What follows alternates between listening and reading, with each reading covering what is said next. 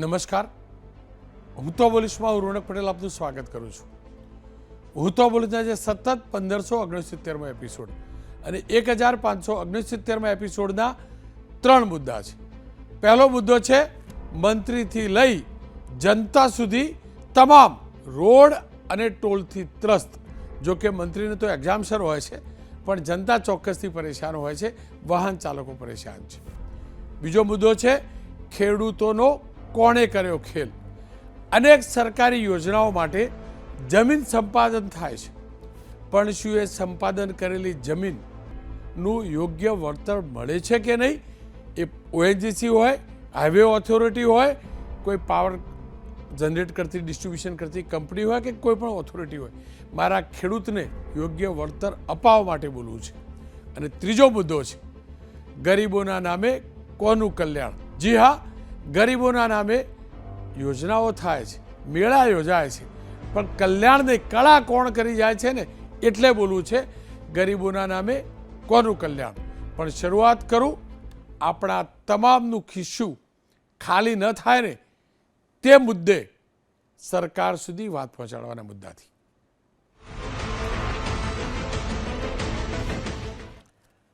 સારા રસ્તાની જરૂર હોય તો ટોલ ભરવો જ પડે, અને સારા રસ્તા ટોલ ભરો તો જ મળે પ્રીમિયમ રસ્તા. આપણા દેશના પર્યટન મંત્રી નીતિનભાઈ ગડકરીજીએ આ વારંવાર કહ્યું છે, અને હું વારંવાર મુદ્દો ઉઠાવતો રહ્યો છું. રૂપિયા જોતા હોય સરકારે તો સારા રોડ સમયસર, સારી રીતે, સાતત્યપૂર્ણ રીતે આપવા જ પડે, તો જ અમે રૂપિયા આપીએ. તમે સરકાર છો, પણ તમે કંપની ચલાવો છો પ્રીમિયમ રોડ માટેની, તો અમે પણ તમારા ગ્રાહક છીએ. સારા રસ્તા આપો તો રૂપિયા લો, અને વચન આપો તે પાળો.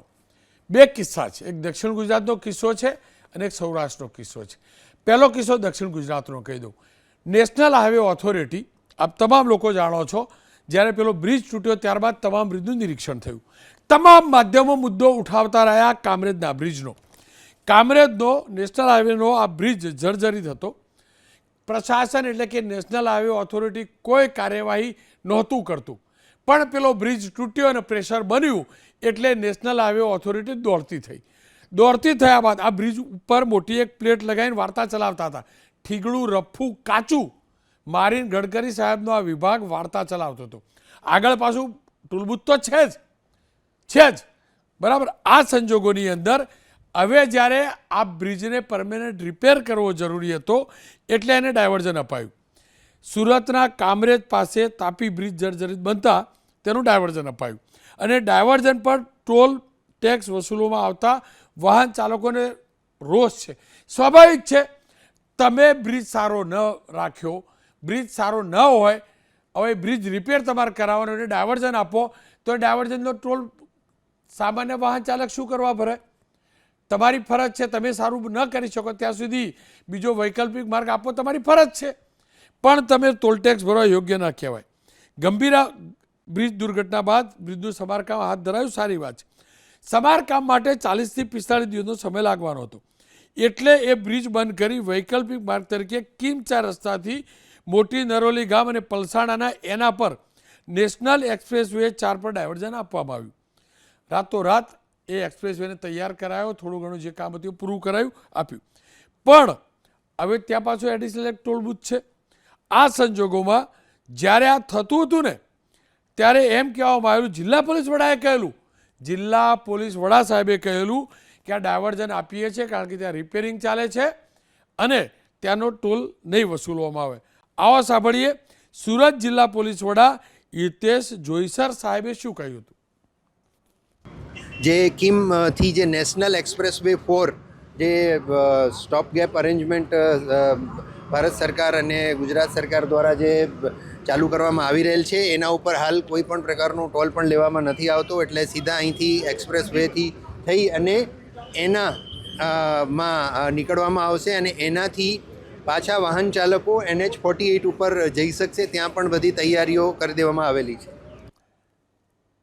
આ નેશનલ હાઈવે ઓથોરિટીનો બ્રિજ છે, પણ જ્યારે ડીએસપી સાહેબે કહ્યું છે, એસપી સાહેબે કહ્યું છે, એટલે ચર્ચા પણ તો કરીએ છીએ ને. હાઈવે ઓથોરિટી ગેરંટી બી આપી છે, ગેરંટીવાળા રોડ બનાવવાવાળા ગડકરી સાહેબના વિભાગે.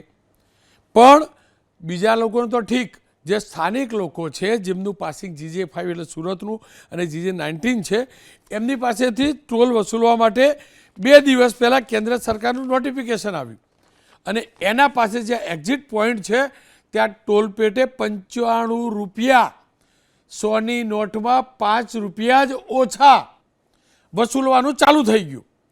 અને એના જ કારણે જો આ અજાણતા થયું હોય તો બરાબર છે, પણ જો અજાણતા સુરત આવતા હોય અને જેને લઈ સુરતના બીજા રસ્તાની ખબર ના હોય અને અજાણતા નેશનલ હાઈવે 56 પર જતા રહો, એટલે 10 કિલોમીટર બાદ આવતો ભાટિયા ટોલ પ્લાઝા પર પાછું 140 રૂપિયા ચૂકવવાના છે.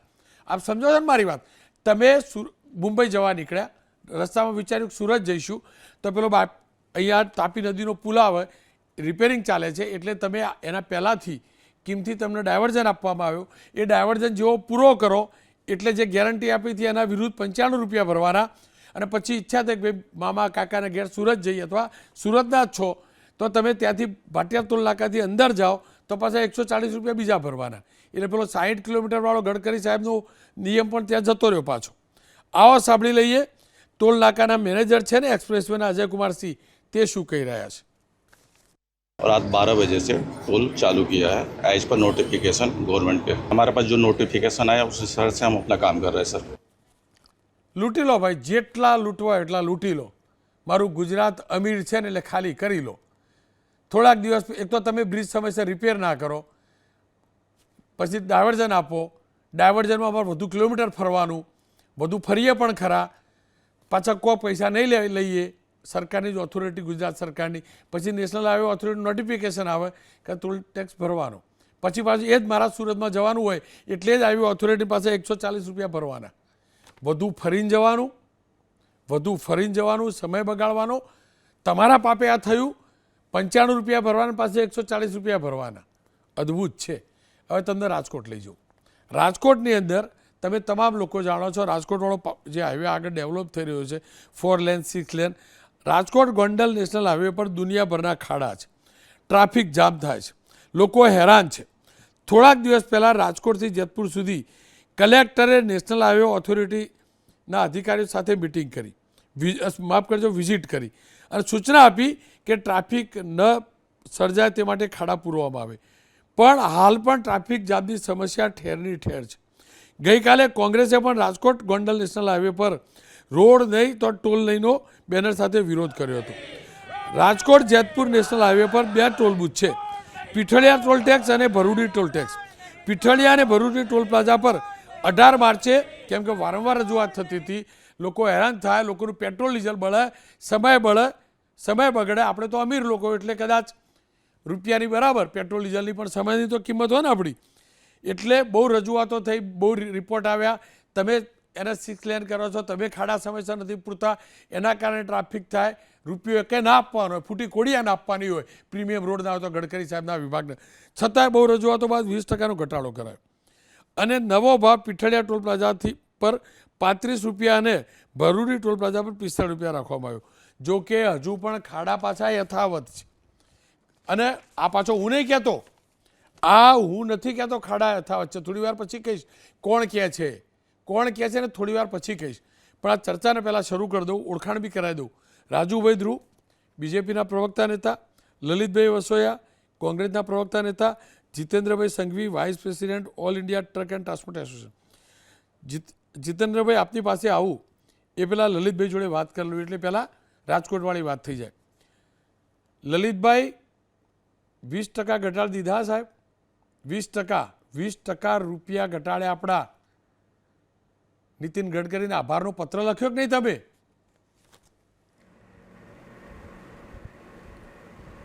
રોનકભાઈ, આપનો અવાજ કપાય છે. આ 20% ટોલ ઘટાડી દીધો ગડકરી સાહેબના વિભાગે. તમે સાર્વજનિક પ્લેટફોર્મ પરથી એમને આભાર દર્શન કર્યા, એમને પત્ર લખ્યો કે ના લખ્યો કે સાહેબ ખૂબ ખૂબ આભાર?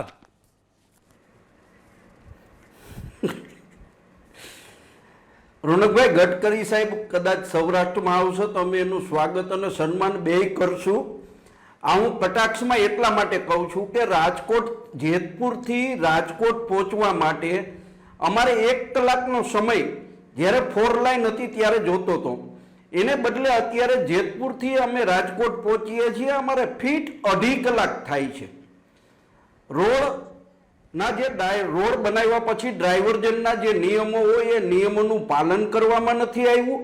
ડ્રાઈવરજનો ઉપર પણ દબાણ જેવી સ્થિતિ છે અને રસ્તા એટલા બધા ખરાબ છે કે ગાડી નેશનલ હાઈવે ઉપર નહીં, કદાચ ગીરના જંગલની અંદર અમે જાતા હોય એવી અનુભૂતિ અમે કરી રહ્યા છીએ. નાના વાહન ચાલકોને ભારે તકલીફ પડી રહી છે. એટલે સરકારે 18મી માર્ચે જે 20% ટોલ ઘટાડવાનું કીધું, ખરેખર તો જે રસ્તાની હાલત છે એ જોતા રોડ નહીં તો ટોલ નહીં. કોંગ્રેસ પાર્ટીનું આ બીજું આંદોલન છે. પેલા આંદોલનને કારણે 20% ટોલ ઘટાડવાની જાહેરાત કરી, પણ રોનકભાઈ જાહેરાત કર્યા પછી 2 દિવસ સુધી 20%નો ઘટાડો ટોલ જે વાહન ચાલકો પાસેથી નથી લીધો, પૂરેપૂરો ટોલ લીધો છે. 2 દિવસ પછીથી ટોલ 20% ઘટાડ્યો છે, પરંતુ એ અપૂરતો છે. ખરેખર તો સરકારે રોડ નહીં તો ટોલ નહીં એ જે કોંગ્રેસે વાત કરી છે એ ખરેખર સ્વીકારવી જોઈએ. ગડકરી સાહેબે અવારનવાર સંસદની અંદર અને બધી જગ્યાએ જાહેરાતો કરે છે કે ભાઈ 3000 રૂપિયામાં 200 ટોલ નાકા, એટલે કે 15 રૂપિયા એક ટોલ ના થાય, પરંતુ એની અમલવારી ક્યાં? અને 60 કિલોમીટરની અંદર 2 ટોલ નાકા ન હોવા જોઈએ. રોનકભાઈ, આપને હું કહું, કદાચ ગૂગલ મેપમાં સર્ચ કરો ભૂમિયાણી ટોલ નાકું અને જેતપુરનું જે ટોલ નાકું છે પીઠડિયાનું ટોલ નાકું, એ બે વચ્ચે 40, 35 કે 38 કિલોમીટર જેટલું અંતર છે, પરંતુ એ 38 કિલોમીટરના અંતરમાં 2 ટોલ વસૂલ કરવામાં આવે છે. અને આપને કહું કે સૌથી આખા સૌરાષ્ટ્રની અંદર કે ગુજરાતની અંદર સૌથી વધુ ટોલ જો કોઈ નાકા ઉપર વસૂલ કરવામાં આવતો હોય તો એ ડુંગિયાણી ટોલ નાકા ઉપર વાહનો પાસેથી વસૂલ કરવામાં આવે છે. ટોલ વસૂલ કરે છે તો સારા રસ્તાઓ આપવા એ સરકારની જવાબદારી છે. રોનકભાઈ, કદાચ આપને નહીં ગમે પણ કહું, ચોકીદાર ચોર હેનું જે સૂત્ર હતું એ આ ભારતીય જનતા પાર્ટીની સરકારે ખોટું પાડ્યું છે. ચોકીદાર લૂંટારું છે. આ ટોલ નાકાઓ ઉપર, નેશનલ હાઈવે ઉપર લૂંટવાનો ખુલ્લેઆમ ધંધો ચાલી રહ્યો છે. અને આપને કહું કે આનંદીબેન મુખ્યમંત્રી હતા ત્યારે રાજકોટથી અમદાવાદ જે વાહનો આવતા હતા એ ટોલ ફ્રી હતા, કારણ કે આનંદીબેનની સરકારે છેલ્લે જતા નિર્ણય કર્યો હતો. હવે તો એ 6 લાઈનનું કામ થવાનું છે ને આવતા મહિનાથી કદાચ બીજા 2 નવા ટોલ નાકા આવશે. એટલે અમારે ધોરાજીથી અમદાવાદ આવવું હોય તો અમારે ઓછામાં ઓછા રિટર્ન 1000 રૂપિયા જોશે. લલિતભાઈ, પણ એના પ્રમાણમાં રસ્તાઓ નથી બનાવ્યા. આપણે આ મુદ્દો ઉઠાવ્યો છે, આપનો આભાર માનું છું. આપ જોડાયેલા રહેજો, આપ જોડાયેલા રહેજો. વચ્ચે એકવાર ખાલી રાજુભાઈ જોડી લઉં. રાજુભાઈ, આ સૌરાષ્ટ્રવાળા લોકો જોડે રૂપિયા બહુ છે એવું સાંભળેલું એટલે ટોલ વધુ ભરા માની લેવાય, પણ અમારું ઉત્તર ગુજરાતથી, મહેસાણાથી, મધ્ય ગુજરાતથી, સૌરાષ્ટ્રથી બધાને જવું હોય સિંહ દર્શન માટે તો હાડકાએ તોડવાના, ગાડીએ તોડવાની ને ખિસ્સુએ ખાલી કરવાનું, આવી સ્થિતિ કરી કે પછી આ બધા રફ ડ્રાઇવિંગ કરતા હશે એટલે રોડ એવા રાખ્યા ખાડા ટેકરાવાળા, કંઈ 80-60 સ્પીડ ઉપર જાય જ નહીં, એવું કંઈક પ્લાનિંગ હોય તો ખબર નથી. આવી સ્થિતિ છે. ખાડાવાળા કોઈ દાળ પૂર્યા કે પછી જાણી જોઈને રાખવાના જ કે આ બધા કોઈ દોડધામ ના કરે ફટાફટ 80-100ની સ્પીડે જાય જ નહીં.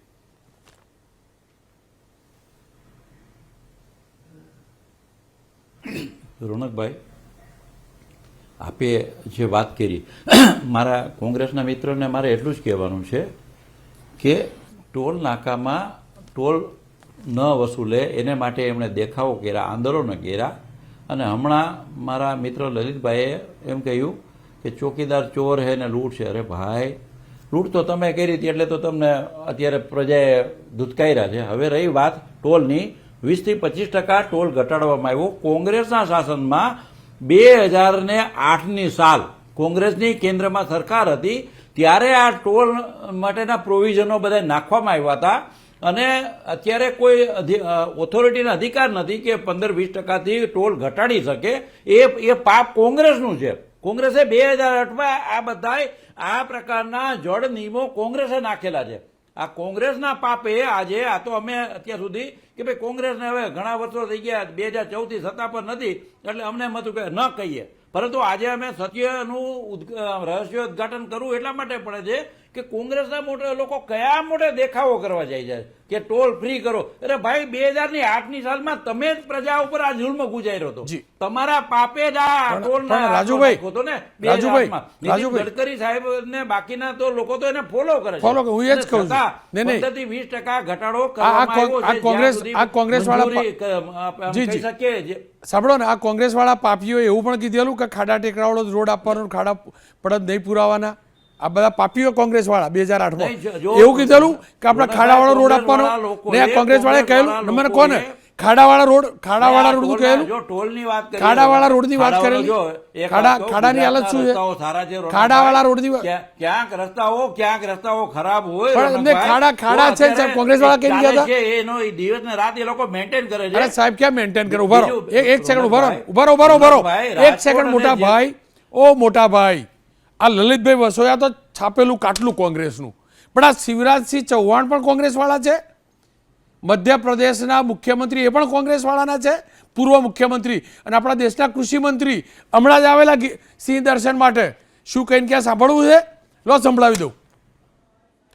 समय की थोड़ी सीमा है क्योंकि फ्लाइट है 8 बजे राजकोट से और रास्ता थोड़ा कठिन है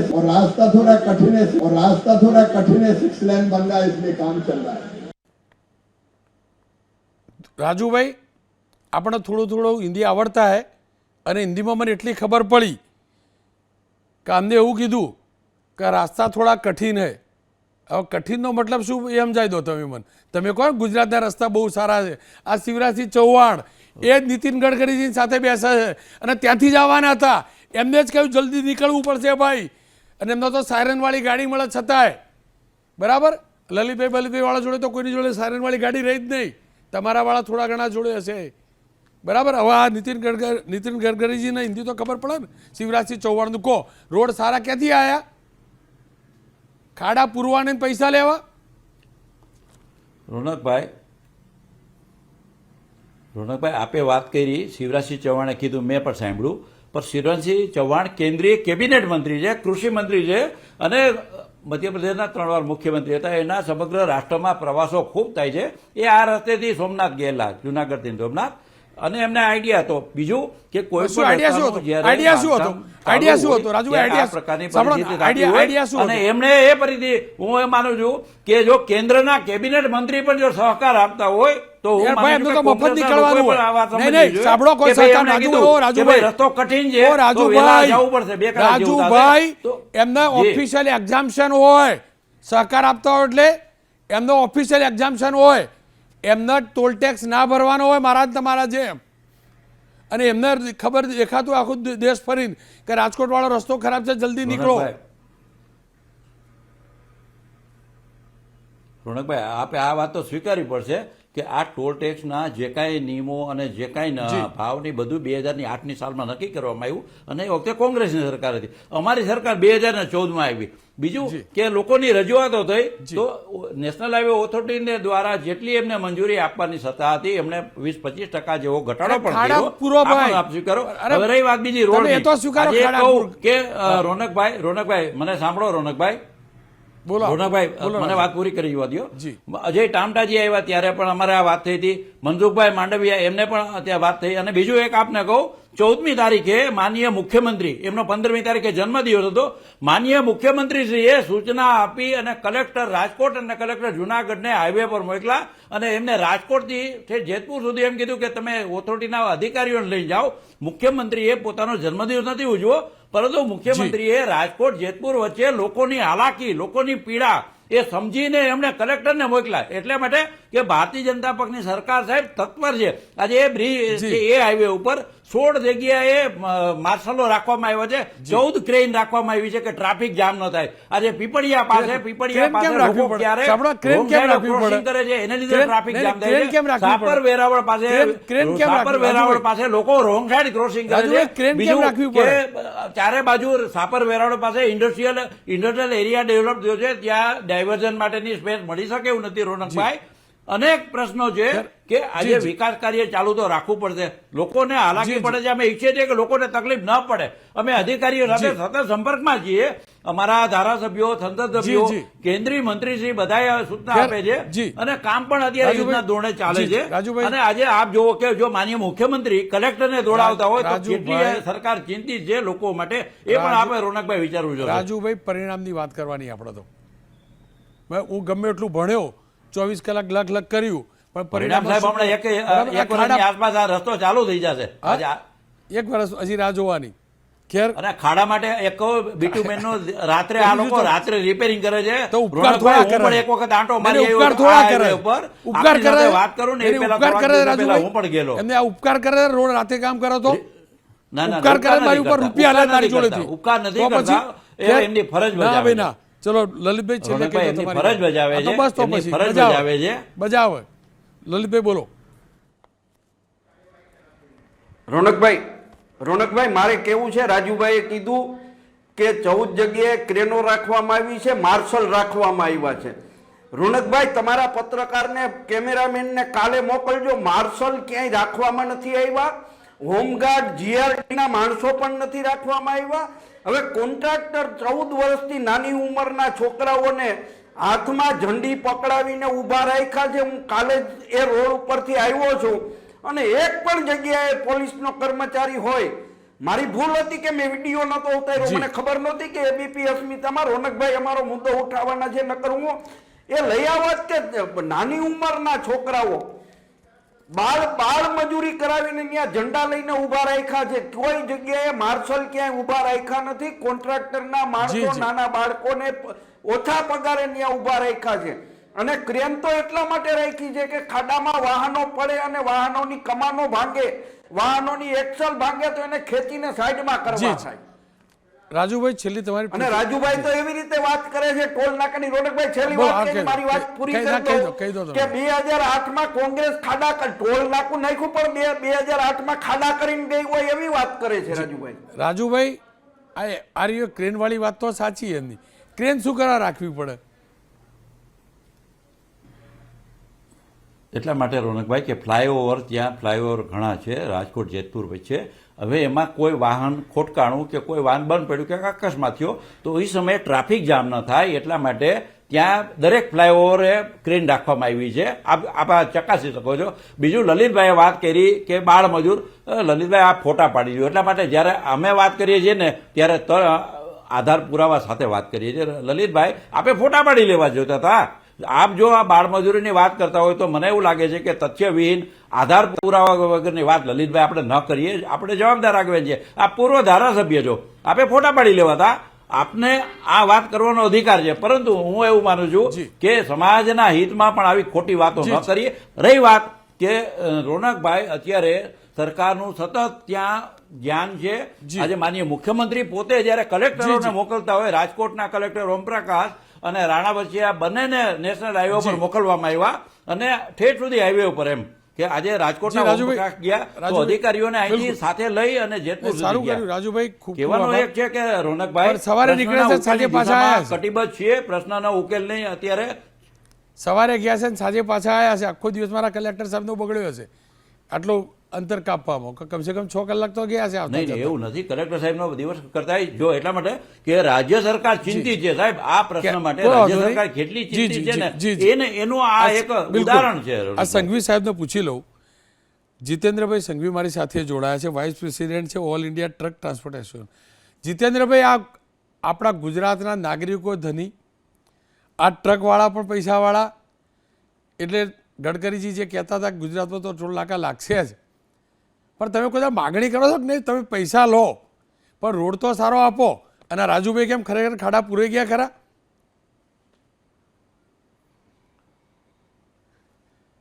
સૌથી પહેલાં તો રાજુભાઈનો એ વાતે હું કહું કે 2008થી આ ટોલનો જે પોલિસી છે એ ઓરિજિનલી વાજપેયી સરકારે 1997માં દાખલ કરેલી હતી. સારા રોડ આપવા અને એનો પૈસા ભરવા. ગડકરી સાહેબે છેલ્લા 2 વર્ષથી આ ટોલનું જે શબ્દ છે એને રૂપકડું નામ આપી દીધું, યુઝર ફી. આ યુઝર ફી એટલે રસ્તો વાપરો અને તેના પેટે પૈસા ભરો. હવે જો રસ્તા જ ના હોય અથવા તો વાપરવા યોગ્ય ના હોય તો ખરેખર તો વાત રાજુભાઈને મારે એ જ કહેવાનું છે કે જો રોડના રસ્તા બરાબર ના હોય તો ખરેખર આ ભાવ ઘટાડો કરવાના બદલે આ પૈસા લેવાના જે તે સમય સુધી જ્યાં સુધી રોડ સારો ના થાય ત્યાં સુધી આ પૈસા લેવા ના જોઈએ. અવાજ ગયો? હા નહીં અવાજ આવે છે આપનો અવાજ આવે છે જીતેન્દ્રભાઈ. હા ઓકે હા ઓકે મને સંભળાતું નહોતું. એટલે જે વાત પાછી એની જ ફરીને આવે છે અને જ્યાં ત્યારે MCA કોન્ટ્રાક્ટો થયા હતા અને એની અંદર દરેકે દરેક જે કંપની કામ કરતી હતી અને એની અંદર આ જે રોડના રસ્તાના ઘણી પહેલાં એક વખતે વડોદરાથી લઈ અને કામરેજ સુધીનો જે રોડ હતો ત્યારે ખરાબ થઈ ગયો હતો તો લગભગ 6 મહિના સુધી એ રોડ ઉપર કોઈ પણ પ્રકારનો ટોલ કંડારી ઉપર લેવામાં આવતો નહોતો. આ જાણકારી રાજુભાઈને કદાચ ભૂતકાળમાં નહીં હોય કે મને ખબર નથી. એટલે અત્યારે આ માંગણી અમારી તો સતત આખા ઓલ ઇન્ડિયા લેવલની ઉપર જ થાય છે અને જે કંઈ રોડની અંદર જે સારા રોડ હોય અને એ રોડ ઉપર પૈસા આપવામાં અમે કોઈ દિવસ વિરોધ નથી કર્યો. હવે જ્યારે રોડ જ ના હોય તો યુઝર ફી તરીકેને પૈસા લેવાનો કોઈ પણ પ્રકારનો હક જે તે કંપની અથવા તો સરકારને ક્યારેય પણ ના હોવો જોઈએ. જીતેન્દ્રભાઈ મારે એક બીજી વાત જાણવી હતી. જીતેન્દ્રભાઈ એક વાત બીજી જાણવી હતી. હા જો મને કોઈનો મેસેજ આવેલો ગાંધીનગરથી, એ ભાઈ રાજસ્થાનથી આવતા હતા અને ગાંધીનગર અમદાવાદ સુધી પહોંચ્યા છે. એમનું કહેવું એમ હતું કે તમે રાજસ્થાનના રસ્તા જોઈ લો, હાઈવેથી હાઈવે જ, અને ગુજરાતના હાઈવે જોઈ લો. જો હું તો ગયો નથી એ બાજુ એટલે ખબર નથી, તમારા ટ્રક ડ્રાઈવર્સને ટ્રકો આવતી હશે. આપણા કરતાં સારા રસ્તા બચ્યા કે આપણા કરતાં ખરાબ છે? કારણ કે પેલું વરસાદ ત્યાં પણ પડે જ છે પાછો, આપણા કરતાં વધુ પડ્યો હમણાં તો. સ્થિતિ છે શું? એક સમયમાં એવું હતું કે ગુજરાતમાંથી તમે ક્યાંય બહાર જાઓ ને એટલે તમે જંગલમાં ગયા એવી પરિસ્થિતિ હતી. છેલ્લા 5-7 વર્ષથી જે રાજસ્થાનના રોડની વાત કરી આપે તો આપણા કરતાં ઘણા સુંદર રસ્તા અને સારા રોડ, કોઈ કટ વગરના રોડ, અને જેવા ગુજરાતમાં આવો એટલે તમને ખ્યાલ આવવા માંડે કે ભાઈ આપણે ખોટા ગુજરાતમાં ઘૂસ્યા. આ બાબતે ટોલ નહીં લેવા બાબતે એટલે યુઝર ફી નહીં ચૂકવવા બાબતે આ રોડ ઉપર બી અમે ઘણી બધી લડત કરેલી હતી અને હજી પણ ઘણા ફ્લાયઓવર 5 વર્ષ થઈ ગયા છે પણ આ રોડ ઉપર પ્રાંતિજથી આગળનો જે બ્રિજ છે હજી સુધી ત્યાં આગળ પૂરેપૂરો બન્યો નથી. આજે આ પૈસા પરિસ્થિતિમાં તો કે ભાઈ અમારે જે કોન્ટ્રાક્ટ છે ને એ પ્રમાણે તમે આ પૈસા લેશો તો તમારે આગળ જે પૈસા ચૂકવવાનો જે સમય મર્યાદા છે ત્યારે તમારે નહીં આપવા પડે, એમ કરીને સરકાર આ વસ્તુને વાળી લે છે. જીતેન્દ્રભાઈ આપનો પણ આભાર, રાજુભાઈ આપનો પણ આભાર, લલિતભાઈ આપનો પણ આભાર. ફરીથી કહીશ, સારા રસ્તાની જરૂર હોય, સારા રસ્તા ઉપર ચાલવું હોય, વ્હીકલ ચલાવવું હોય તો રૂપિયા ચૂકવવા જ પડે. પણ સરકારે રૂપિયા લેવા હોય તો સારા રસ્તા આપવા જ પડે. એ સૌરાષ્ટ્રના હોય, ઉત્તર ગુજરાતના હોય કે ગુજરાતના. મારી ગુજરાતની સરકાર સારી છે કે સ્ટેટ હાઈવે ઉપર કોમર્શિયલ વાહન સિવાય રૂપિયા નથી લેતી. પણ ગડકરી સાહેબનો વિભાગ જ્યારે રૂપિયા લે છે ત્યારે એમને સારા રસ્તા ને પ્રીમિયમ રસ્તા, સારા ને પ્રીમિયમ શબ્દ છે એમનો, પ્રીમિયમ, સારા તો નોર્મલ રસ્તા સારા હોય આપવા જ પડે. અને જ્યારે તમે તમારા વિભાગની બેદરકારીના કારણે બાયપાસ આપવાની સ્થિતિ આવી હોય ત્યારે તમને કોઈ અધિકાર નથી એ સ્થાનિક લોકો હોય કે અન્ય એમની જોડેથી રૂપિયા લો. અપેક્ષા રાખું કેન્દ્ર સરકારના વિભાગ સાથે જોડાયેલો કોઈનો કોઈ વ્યક્તિ આ કાર્યક્રમ જોતો હોય તો ગડકરી સાહેબના વિભાગ સુધી આ વાત પહોંચાડજો.